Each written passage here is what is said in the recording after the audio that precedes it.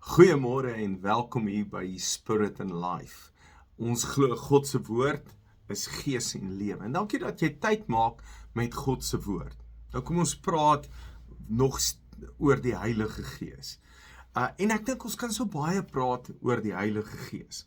En wat my hartseer is dat mense so verkeerde goeders glo van die Heilige Gees. Inteendeel, daar's goed wat ons maar moet erken en dit is jy weet of jy die Heilige Gees het of nie.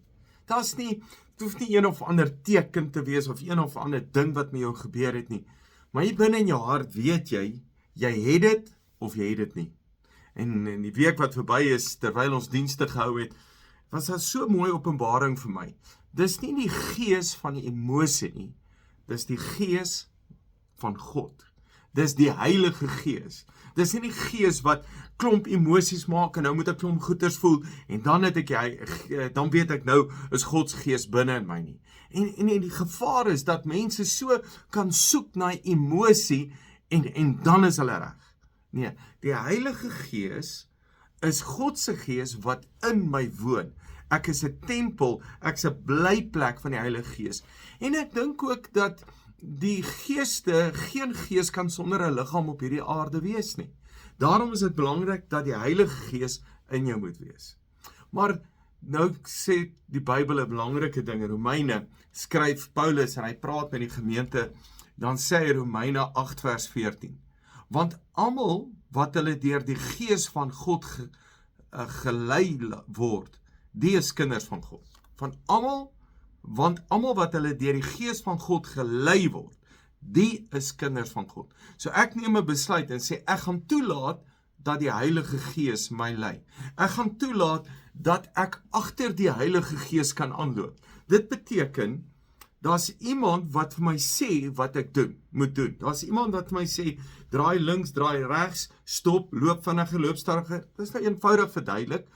Maar dis wat gebeur. Ek loop agter iemand aan. Daar's iemand wat voor my uitloop en ek loop agter hom aan en ek doen wat hy sê. Dit kan ook beteken 'n coach. Ek word gelei deur die coach. Ek word gelei deur die afrigter. Maak nou so doen hy hierdie ding.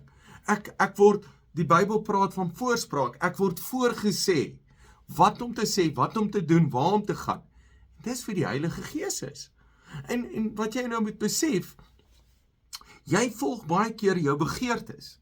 Jy volg baie keer wat ander sê. Jy volg baie keer wat jy op social media hoor. Is dit tog nie waar nie? Jy het al baie keer jou mening verander omdat jy iets by iemand anders gehoor het. En dan verander jy jou mening en jy word dan gelei deur iemand se mening. Jy word gelei deur dit wat jy gehoor het. Maar as ek sê ek's 'n kind van die Here, dan word ek gelei deur die Heilige Gees. Ek word nie deur 'n bose gees nie, ek word nie deur mense nie, ek word nie deur my eie vlees begeertes gelei nie, maar deur die Gees van die Here.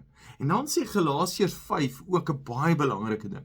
Galasiërs 5 sê dat wanneer ek gelei word deur die Heilige Gees, is ek nie onder die wet nie. Met ander woorde, dis nie 'n stel koue, dooie reëls, regulasies wat ek moet nakom. Nee, glad nie.